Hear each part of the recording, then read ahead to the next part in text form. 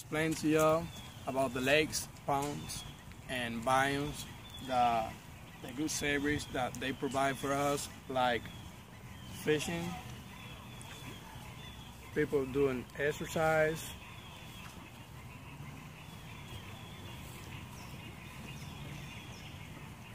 around the lake, and underground water source.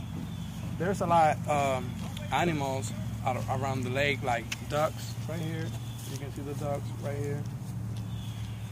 I would like to show frogs and turtles, but there is not right now. There's a lot of mosquitoes right here. So I will keep talking about the plants and everything. Good.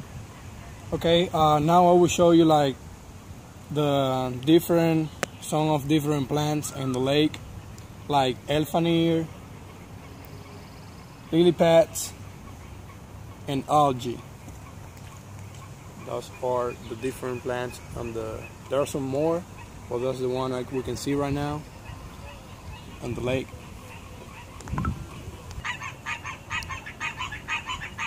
If you listen real close, you can hear the frogs as they're getting ready for the evening.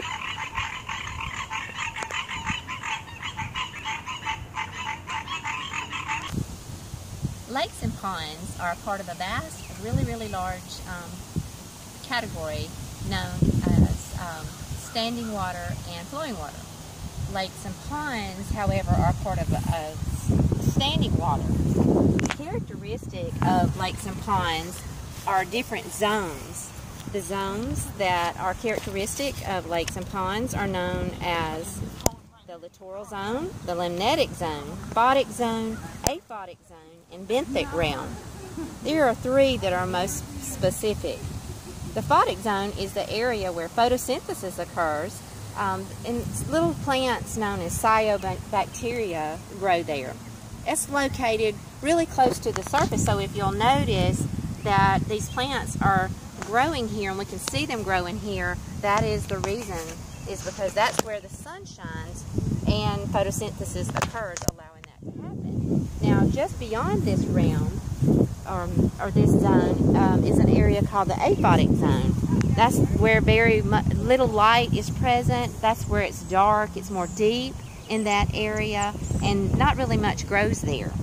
The benthic realm, that third most important realm, is the very bottom of the lake. That's where sediment deposits are in the pond biome. Characteristic of lakes is that they have little creeks and streams that run into them, and that's how the water stays fresh and feeds into the lake. However, ponds have only runoff water that flows into them. When humans are not very careful, as you can probably notice here, there, and everywhere, there's trash.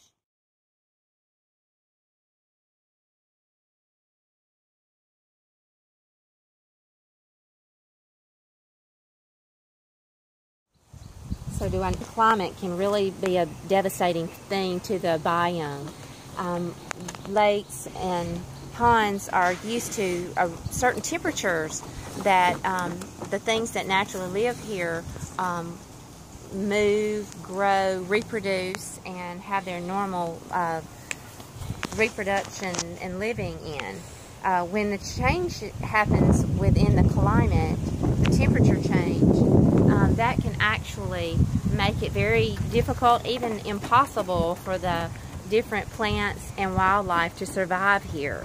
It's very important to be mindful of your environment and your surroundings. So when you're coming to the lakes and the ponds, throw your trash away, and make sure you're being mindful of how you take care of our society and our environment.